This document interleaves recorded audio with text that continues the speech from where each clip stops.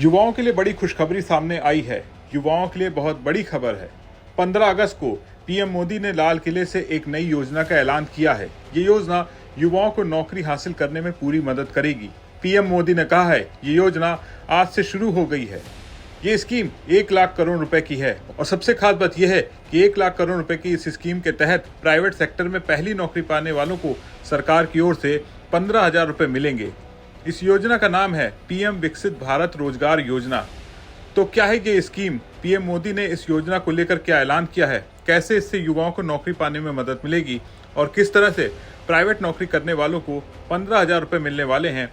इन सारे सवालों के जवाब आपको इस वीडियो में मिलेंगे। वीडियो पसंद आए तो इसे लाइक और शेयर जरूर करिएगा।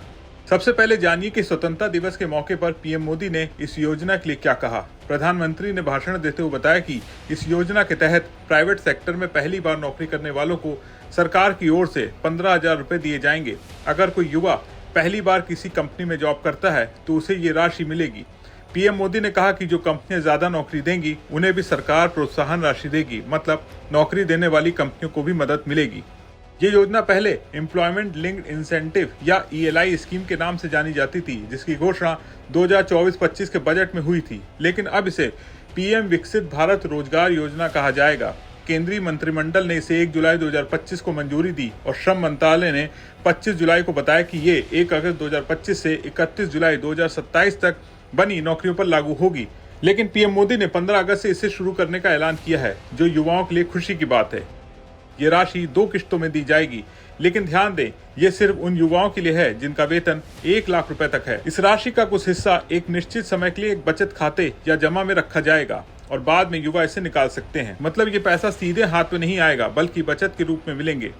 योजना का दूसरा हिस्सा कंपनियों या नियोक्ताओं पर फोकस करता है। यहाँ खास ध्यान मैन्युफैक्चरिंग सेक्टर पर है, यानी फैक्ट्रियों और बनाने वाली कंपनियों पर। अगर कोई कंपनी 1 लाख रुपए तक का वेतन वाले कर्मचारी को नौकरी देती है तो सरकार से प्रोत्साहन राशि मिलेगी। सरकार हर अतिरिक्त कर्मचारी के लिए 2 साल तक 3,000 रुपए प्रति महीना देगी, लेकिन कर्मचारी को कम से कम 6 महीने तक लगातार काम करना होगा। मैन्युफैक्चरिंग कंपनियों के लिए ये राशि तीसरे और चौथे साल तक बढ़ाई जा सकती है। इसके लिए कंपनियों को कुछ शर्तें पूरी करनी होंगी, जैसे अगर कंपनी में 50 से कम कर्मचारी हैं तो कम से कम 2 नए कर्मचारी रखने होंगे। अगर 50 या उससे ज्यादा हैं तो 5 नए कर्मचारी। ये सब ईपीएफओ के तहत रजिस्टर्ड कंपनियों पर लागू होगा।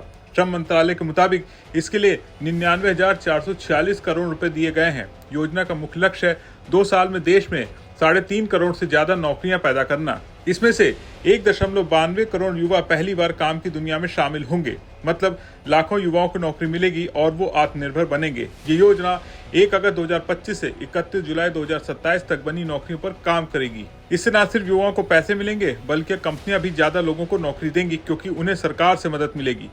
ये विकसित भारत बनाने की दिशा में एक बड़ा कदम है। आपका सरकार की इस योजना के बारे में क्या सोचना है? कमेंट करके जो बताएं और बने रहे बिस्तक के साथ।